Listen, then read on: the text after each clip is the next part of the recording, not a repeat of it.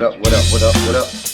It's me, L Teddy 27. Good as night, right about the hood. Oh, dear God, I'm already eating a drink.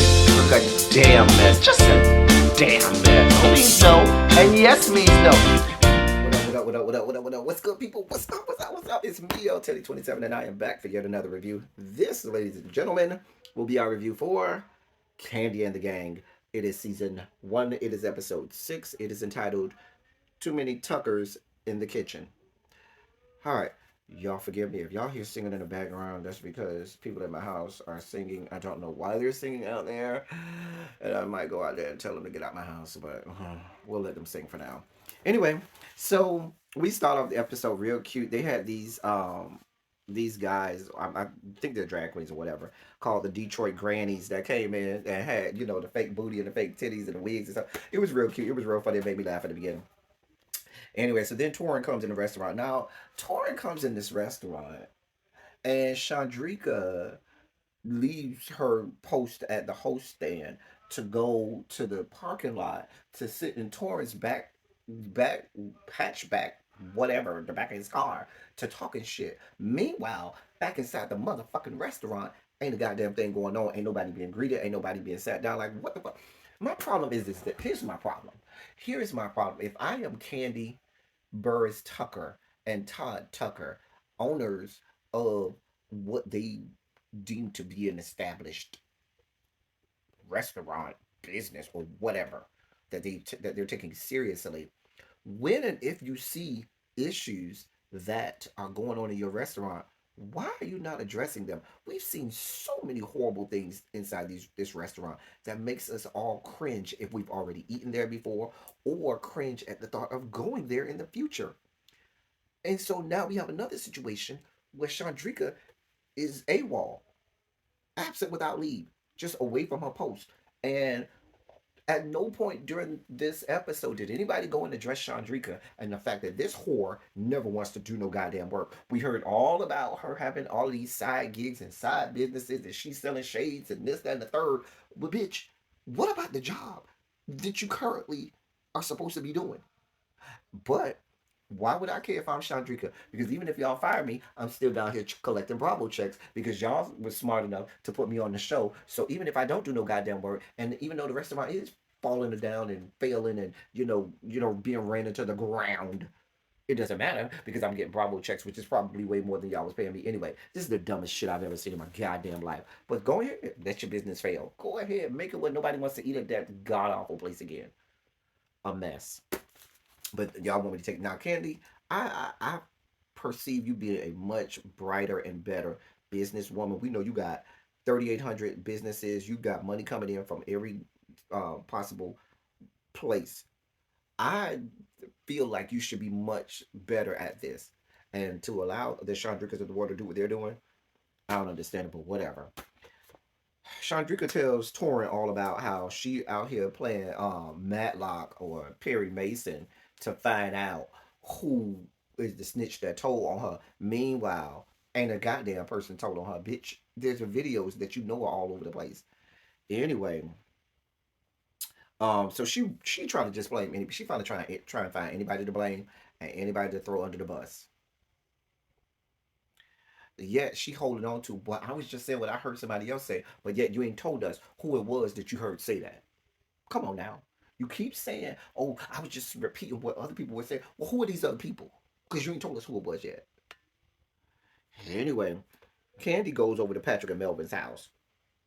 And Kandi talks to Patrick about, Safari and the fact that it feels like uh Safari has this control over him. Do y'all notice that the scruffier he looks, the more what I said last review, he really, I can't unsee it now. I can't unsee him looking like Five-O from An American Tail. Y'all tell me he don't look like Five-O from American Tail. I'm just telling y'all what I know. Anyway, that's what he look like. So, but Kandi talks to him about, hey, you know, about the whole housewarming, and it seemed like she's wearing the pants or whatever. But she did tell Patrick, "Hey, I understand if she said I want that whore Chandrika at this housewarming party. I can understand why she would say that because that just makes sense." Anyway, so it was nothing to see there really. Kandi and Todd did have a meeting with Don Juan and Philip about the restaurant. So they were intended on going over, the trajectory of the restaurant and some things that they wanted to put in place and some things that they wanted to do to move and grow the restaurant and the brand. But before they could do that, Don Juan was like, "Y'all need to see this," and he posted a video because Don Juan be watching the videos all day long, like he watching Netflix or like he watching Pornhub. Because I envision Don Juan sitting at home all day long. Cause if you got hours and hours and hours of footage, somebody eventually got to go through that hours and hours and hours of footage, or you got to literally be looking for something in order to go and find this needle in the haystack. So are you over here watching this ring camera like you watching Pornhub or like you watching Netflix or Hulu or xhamster.com?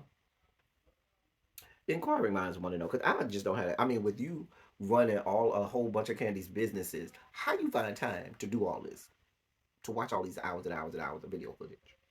I just want to know. Anyway, they show him this video footage of Brandon kissing um Dom Unique in the office down to the restaurant.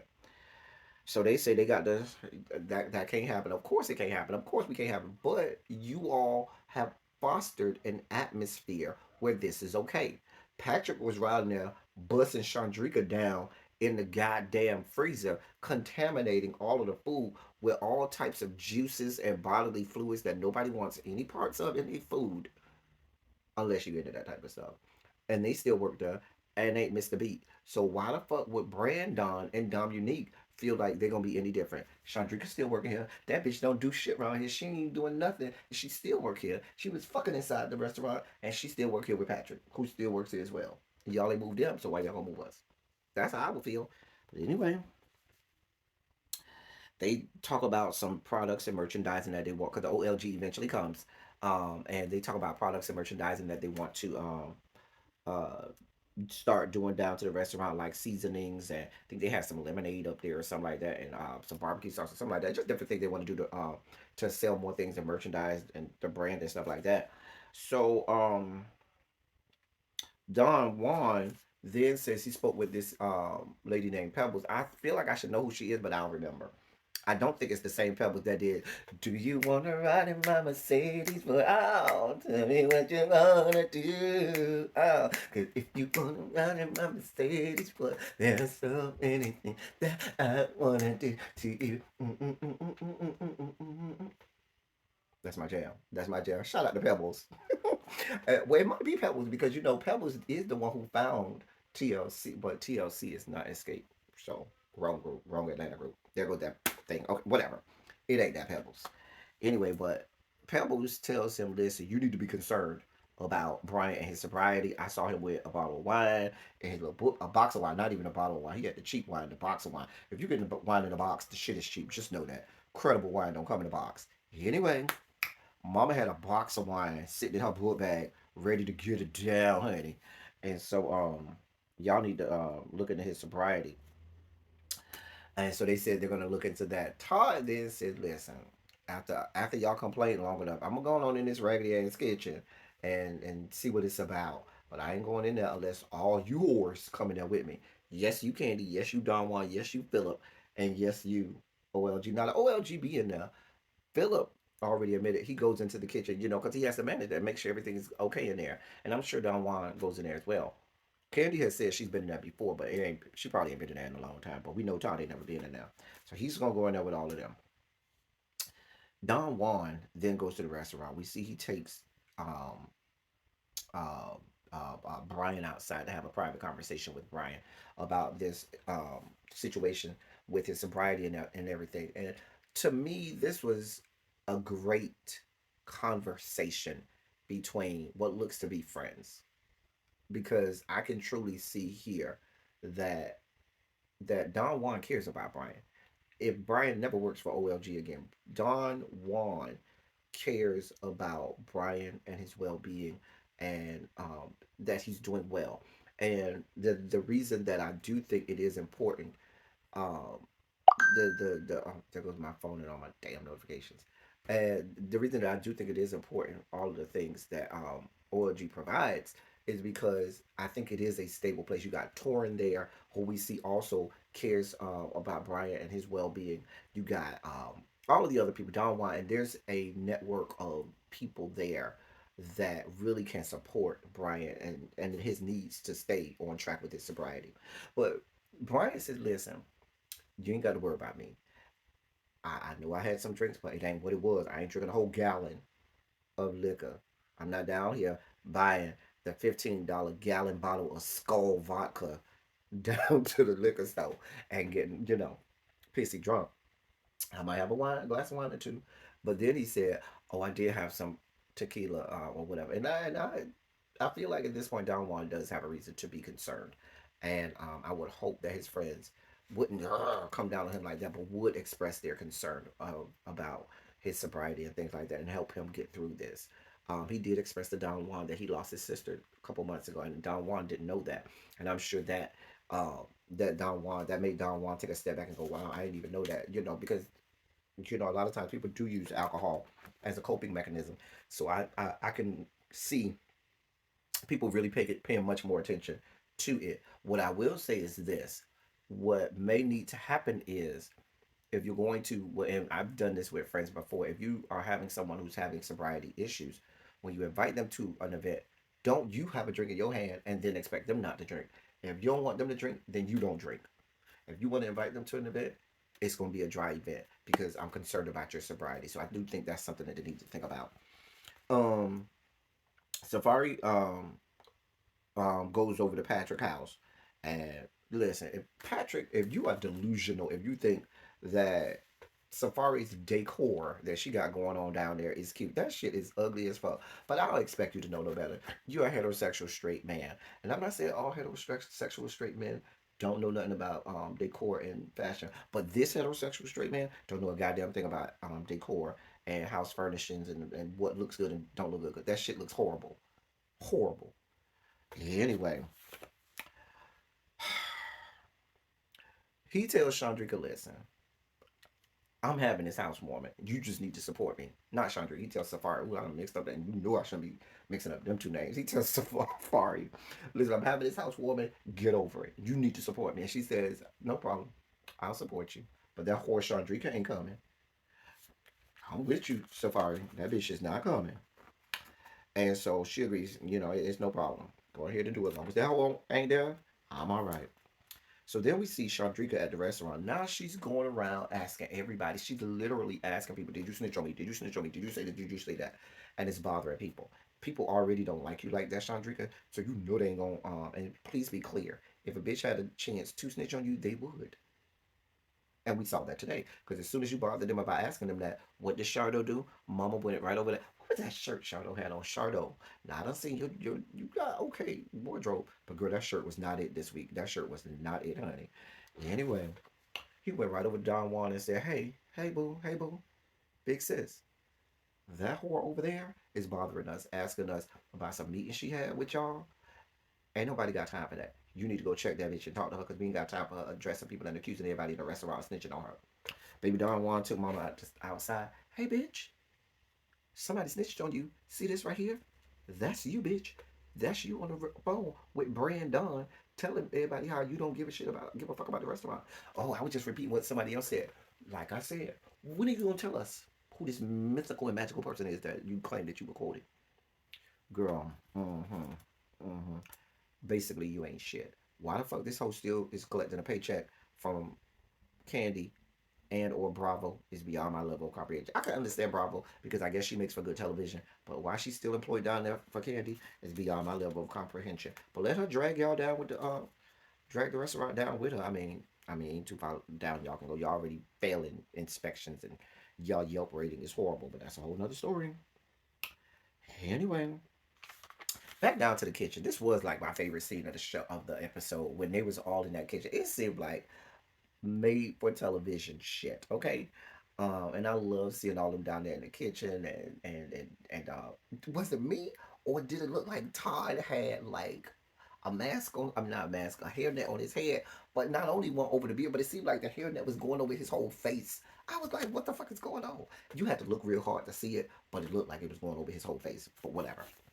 Anyway, um, but I love that scene. That was a real well taped and real cute scene. That was my favorite scene.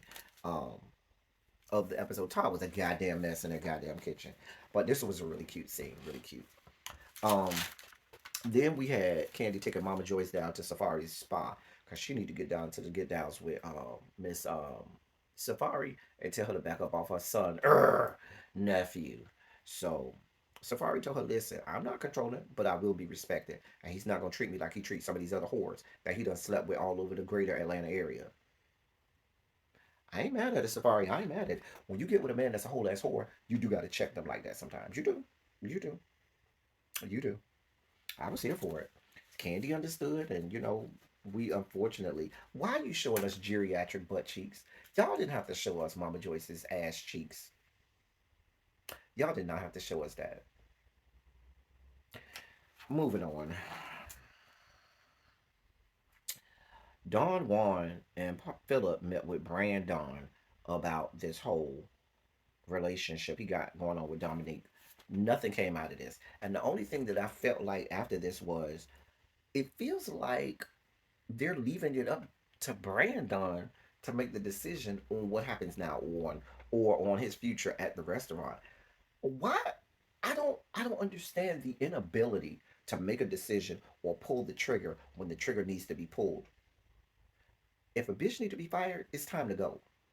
If you are a manager and you are having a relationship with somebody at the job, I'm not moving you to another restaurant. Bitch, I'm firing your ass. You want to know why? Because you knew up you told us, and do you really? Because I remember in the confessional, he said, I don't care if I lose my job. I don't care. I'm here for Dominique, and if that means I have to lose my job, I will. Which tells me that he don't care. But like I said earlier, you all have created an environment where you've made it okay for employees to be sleeping with each other. Now, I know this is a manager and subordinate relationship, but still, the fact that you're even giving him the option to go to another restaurant is beyond my level of comprehension. Now, this is either one some made for TV shit or is another example of why this restaurant is failing and why there's no institutional control. And for Philip to be the hard on and hard ass that he is, and for him to be hell bent on all this level of professionalism, you was ready to fire Brian for being insubordinate, but you're not gonna fire Brandon, who's having a whole secret relationship with the subordinate. Make that shit make sense. And nothing came out of this. And like I said, it's being made to feel like y'all giving Brandon options and leaving the options open to him as to how to move forward. Bitch, what?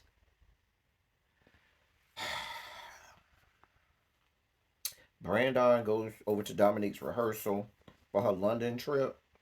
And he shows up and has this conversation with her outside. Tells her about the whole meeting. Tells her they show him the video. I couldn't deny it. It was what it was. They saw me kissing you down, shoving my tongue down your throat in the goddamn office. I couldn't even deny it. It was what it was.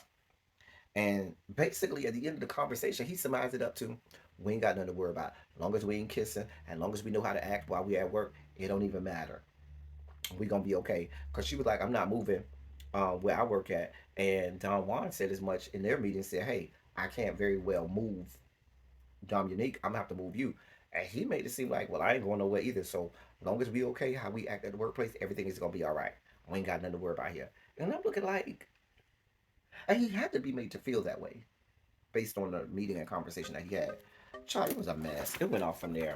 Listen, there's no institutional control for all your hard ass that you want to be with everybody else. Philip, I every time I see where there's a real decision that needs to be made, you ain't making a real decision that needs to be made. Don Juan, I feel like you and Candy at this point are too close to a lot of these employees, and y'all have the inability to pull the trigger when it's need to. Y'all are too close to them, and it clouds your judgment and your ability to be able to run a business. This is business. Y'all are fucking around with money. I'm glad it ain't my money. Y'all better than me, because if it was my money, I wouldn't have y'all fucking around with my money like that. Anyway, that was Candy in the Gang. Y'all let me know what y'all think in the comments. Until next time, that's all I got for y'all. Thank y'all for coming. Y'all drive safely. I'm out.